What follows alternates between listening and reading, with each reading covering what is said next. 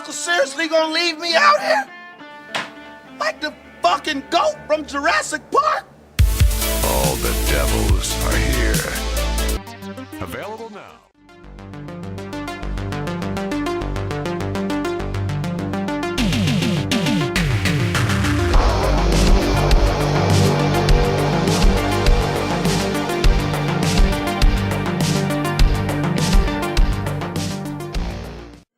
We are talking All the Devils Are Here, which was previously known as Sleepwalkers. This one written and directed by Ryan Lightbourn, and it's out very soon.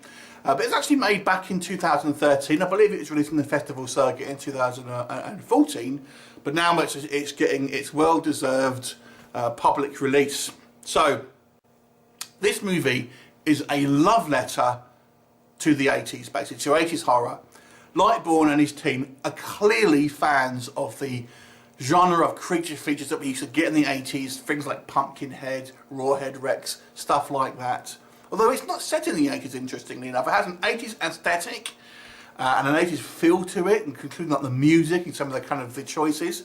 But it's actually set in contemporary times. People are using mobiles and stuff like that. So it's an interesting kind of mix. So the story here, it focuses on a group of friends. They are travelling to one of their kind of like summer homes in Florida to get, have a bit of a holiday for a few days, I think, before they kind of finish college or whatever it is that they're doing. And whilst they're there, it seems to be at this point where this kind of like ancient demonic species are deciding to come up from under the ground and ultimately try and take over humankind. So a bit of bad timing there. And it focuses on this kind of group of people from this kind of these friends as they meet a few other characters along the way. We have a convict who has recently escaped from prison due to this kind of these creatures as well. We have this guy played by DaBone, a porn star by trade, who is this kind of like clerk at this kind of garage. And ultimately, these guys all team up to defend this kind of like the small house over these kind of creatures that decided they want a taste of human flesh. And interestingly, once they bite you, they actually turn you into a kind of a slavering zombie. So you kind of have two levels of kind of creature here. So that's your basic plot. It's nothing really you haven't seen before plot-wise, to be honest. There's plenty of kind of like, siege monster movies, but I feel the execution here is what sets this apart and makes it a little bit something special, I've got to say. So, like I've mentioned, Lightbourn is a big fan of the 80s. You can tell these sensibilities here, and obviously the use of practical effects over like CGI and stuff like that, and video effects really do make this a film for horror fans, young and old. Basically, I do feel this is a great example of a good old creature feature, loads of gore.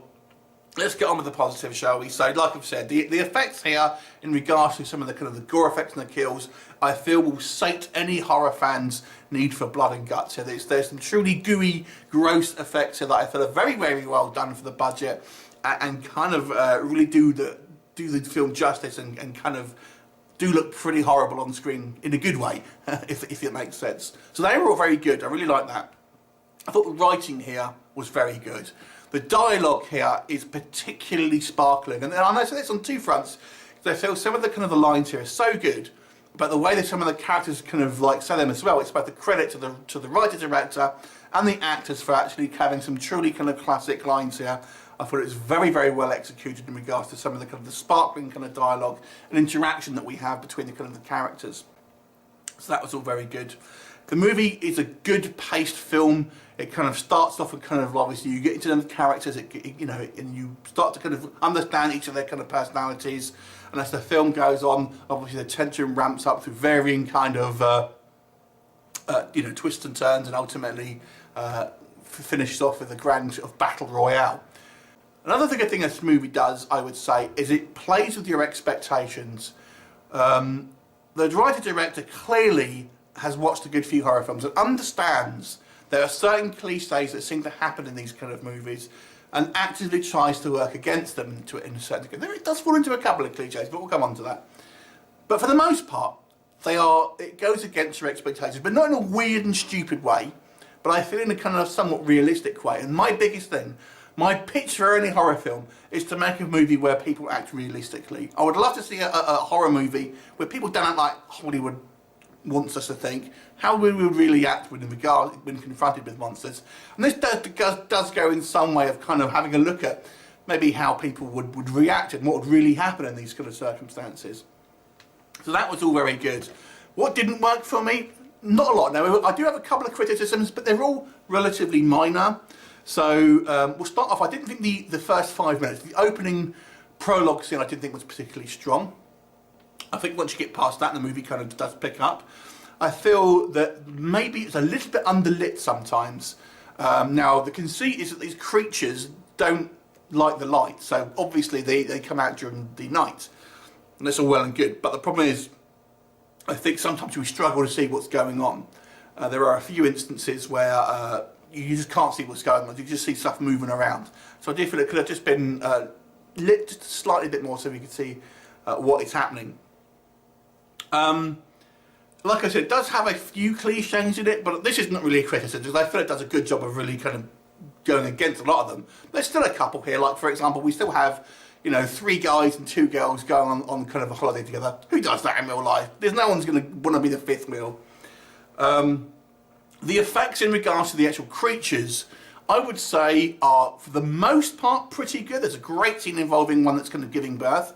There are a few instances where we have them kind of running around where it just looks like a guy in a pig mask.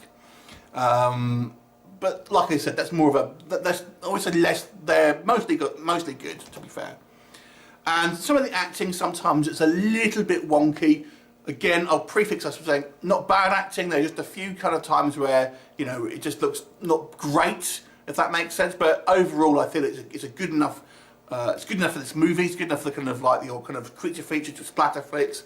I think anyone's going to really complain about it. Having to watch as many films as I do and kind of judge it, I do feel sometimes the acting's a little bit kind of on the slightly weaker side by some people, but not generally speaking, it's all pretty good. So even with my critiques, I would say they're not like out and out bad on any one thing. There's just a few kind of like little nitpicks here and there. Overall, this is a great splatterfest horror movie, creature feature. If you like these type of films, you're absolutely going to love it. If you like things like Night of Something Strange and kind of like the 80s movies, kind of like I've mentioned, this is a real throwback movie, and it kind of sets itself up for kind of more adventures. And I would definitely like to see that. I really enjoyed it. I actually can't wait to get this movie on Blu-ray, I've got to say. I was obviously set a screener for this one. I really enjoyed it. Overall, I'm going to give this movie a good 8 out of 10. Have you seen it? What did you think of it? Leave me a comment and I'll look forward to seeing you next time. Bye for now.